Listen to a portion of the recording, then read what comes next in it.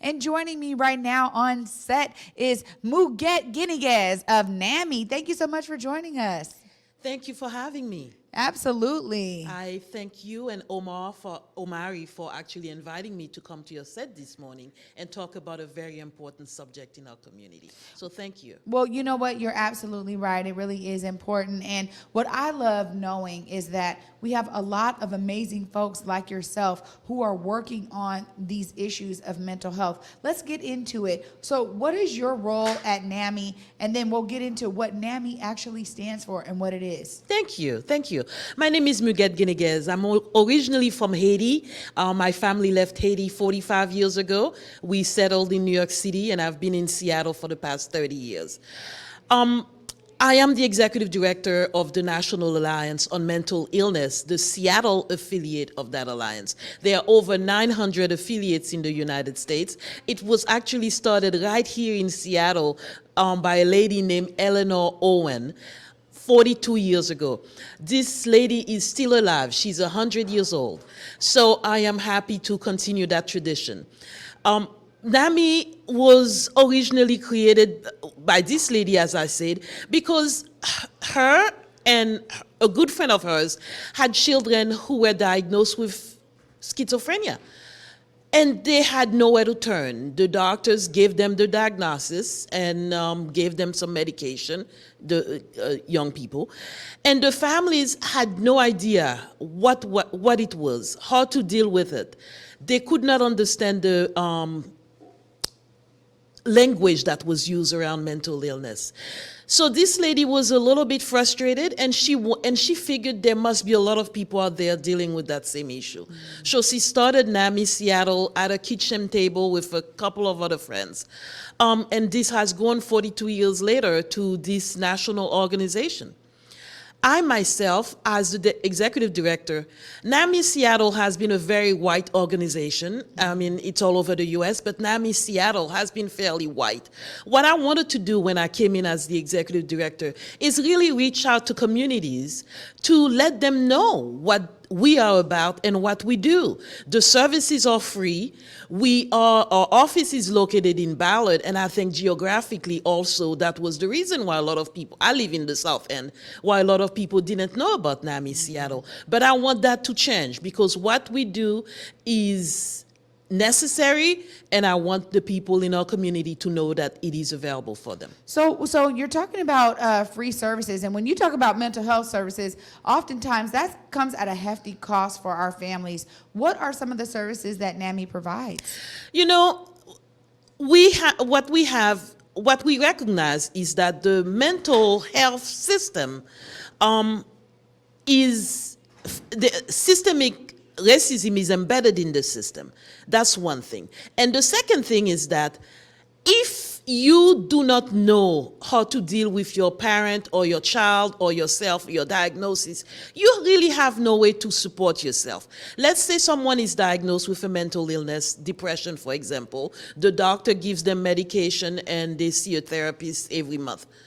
That is not sufficient. You really need a support system around you, because you can live your life, you can have a job, you can have families. People live with mental illness, but the support system that is needed to make sure that happens often is not around in our communities. And we need to make sure that people know there is support available. You asked for what kind of support we do. We have group supports. If you are diagnosed with depression or anxiety or bipolar, we have groups that meet every week or every 2 weeks. It's free, it's a drop-in services, it is peer-led, and all of those are facilitated by people who have themselves dealt with those challenges. Because I came in, and as a Black woman, I wanted to make sure that we had a BIPOC support group. So we started a BIPOC support group sometime last year, where people could drop into the support service, where they could talk to people who understand what they're dealing with. It is great to have a support system or a support service, but often it is good to identify with the people that are going to that support system. And so therefore, that is why we have the BIPOC support system. I know they're taking a hiatus now because our facilitators, they also need vacation. We believe me, I am an advocate of taking time to care for oneself. So for the summer, they have taken a hiatus and they will be back in the end of August or early September. So this is one of the thing we do. We have collaborated with Gurmai Zaheli, or really very energetic council member.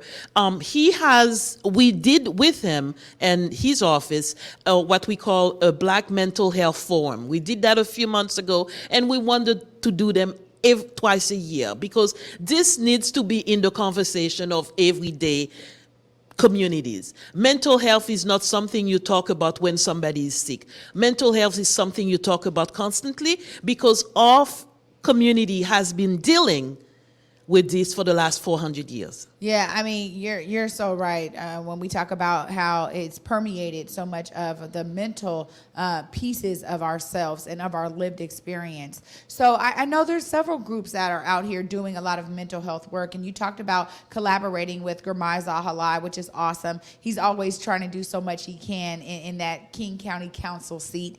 How else are you guys kind of reaching out? I know there's the African American Reach and Teach Ministries, ARTH, right? I know there's Institute of African Centered Thought that's dealing with mental health from an African centered perspective. There's also the African American Health Board, Tubman Center for Health and Freedom. I feel like there's a lot of great groups that are like, we need to look at this from a Black lens and a Black perspective if we're going to really be permeating Black folks who are dealing with this. How are you guys doing that at NAMI?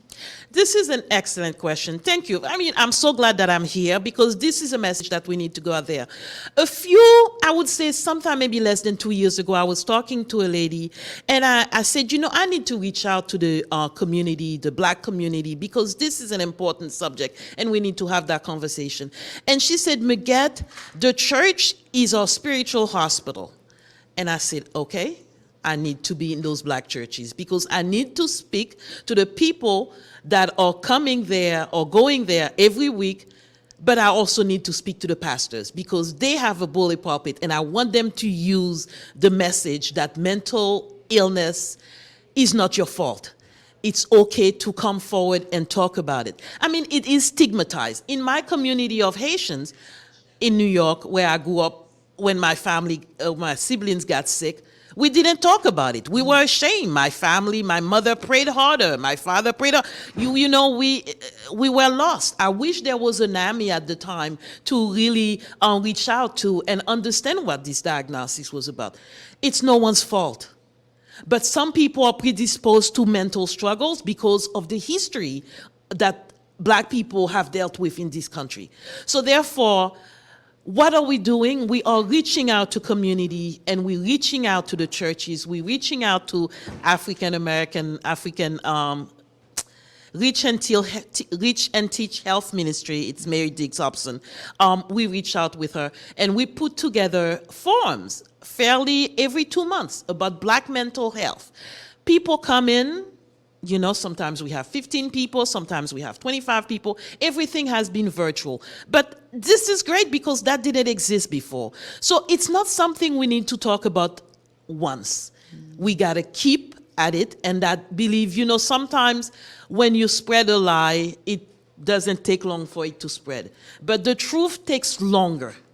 So therefore, we need to talk about this all the time. Mental illness or mental struggles is nobody's fault. You need to reach out. There is help.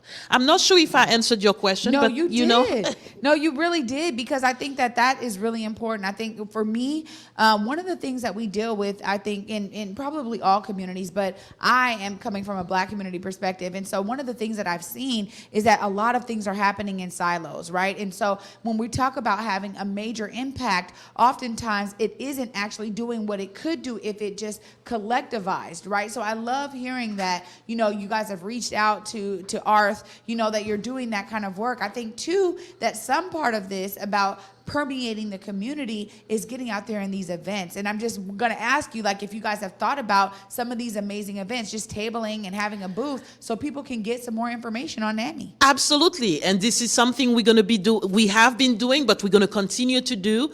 The pandemic has not helped in a lot of ways, but it has help people reach out to us that would not have reached out to us before. Our BIPOC support groups, which meets on Tuesday evenings, we were able to attract people from 27 different zip codes in 3 different states. So it's just to show you that we will continue this hybrid version of support because 27 zip codes, they're probably from all over the state. So these people would not have been able to come to our offices and sit down with our support group if that was the case. So we're going to continue doing that. But we're going to continue to be in the community. We're going to continue to work with Harborview, with Swedish, because those are the places where we've had our support groups before. We're going to continue to do that. But I also want your community to visit our website, NAMISeattle.org. And as I talk about these supports, I want to let your community and my community, actually, it's our community, know that they need to reach out to us. Yeah. They can write an email at helpline@namiseattle.org, or they can send a text. I don't know the numbers by heart, but I have written them down so I can give them to our members here. You can send a text to a helpline at 425-298-5315, 425-298-5315. And that information is on the website too? Yes, all of this is on the website, and feel free to peruse at your leisure. But there's a lot to learn on the website. Well, there is, and I think that's why I'm glad that you're here too, because we talk about mental health all the time. I mean, earlier you could hear us talking about gun violence issues, and sometimes there's a real intersectionality between what we're dealing with on a violence end and what we're dealing with in a mental health end, and we've seen that play out in our city several times, and many times really over the years. But I also want to get back to the fact that you said NAMI has like 900 different chapters. How are you guys integrating your messaging and working with other chapters so that, again, your presence is really felt in the communities you serve? Thank you. Well, we have 900 chapters, and I mean from all over the United States. We have to use a curriculum that is designed by our national office. But what happens is, in that curriculum, we don't necessarily reach out to communities that are different. So therefore, locally, all the chapters do that. They offer support services that are not necessarily offered by NAMI National. Mm-hmm. And this is what I do when I say BIPOC support services, because this is not something that is advertised in NAMI National. This is because our community needs it. So we have to design support systems that are targeting the community. And I suppose it would be different if it's in a different state. But the city of Seattle, King County, where we are, there's NAMI Yakima, there's NAMI Spokane, NAMI Bellingham, so it's all over the state. But NAMI Seattle, South Seattle, North Seattle is where I spend my time. And I really want you to know what they do at those other affiliates is really pretty much similar to what I do, but they have to look out which communities are they really trying to reach out to. Does that make sense? It really does, because customizable information is what's key. And Absolutely. We talk about culturally relevant approaches all the time. So I love that you guys are really having a super focus on the people that you're there to serve. Correct. Well, I know that you created a couple of different tips for folks to follow if they're looking for help, if they have family members that are dealing with mental health issues and mental illness. What are those tips that you'd like to give our audience today? Thank you. And I appreciate you letting me give those tips. I had to write some of them down because as I'm getting old, sometimes I forget. But one thing that people need to remember is when either yourself or a family member or a person you love is dealing with a mental challenge, start early.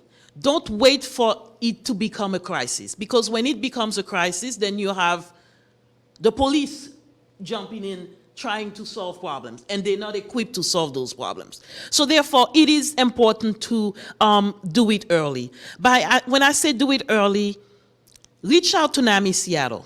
The helpline will help you, it's called the helpline for a reason, will help you find providers in your community. Will gear you towards support systems or services in your community. So start early, because when it's a crisis, you don't want to have to deal with it. You will have to, but you prefer to deal with it prior to it becoming a crisis. So it is important to know that our helpline is staffed by people who understand what it is to struggle, and they're compassionate. So therefore, it is good to reach out to them.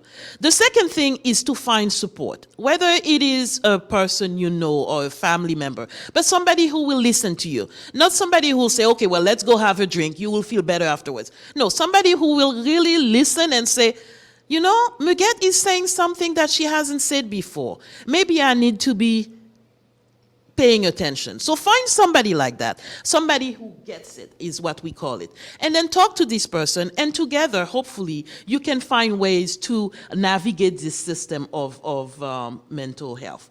But also know that you can reach out to NAMI Seattle. The helpline is another space where you can ask questions. Somebody will guide you, and somebody will lead you to some of the solutions that are needed. The last thing that I want to, and you know, the reason I say to find support is because when you're isolating yourself, that is also not good for your mental challenges. So it's good to kind of talk about it with somebody you trust so you don't feel like you're alone in this. And the last tip that I want to let your viewers know is you have a right to mental health care. You have a right. So therefore, if you are dealing with a provider who's not listening to you, who's not paying it, find another provider. If you have trouble finding a provider, reach out to our helpline. But mostly, you have a right to mental health care. Our system wasn't created to help. Mental health is not even seen in the whole body of a human being. It's separate from health, while mental health should be part of total body health.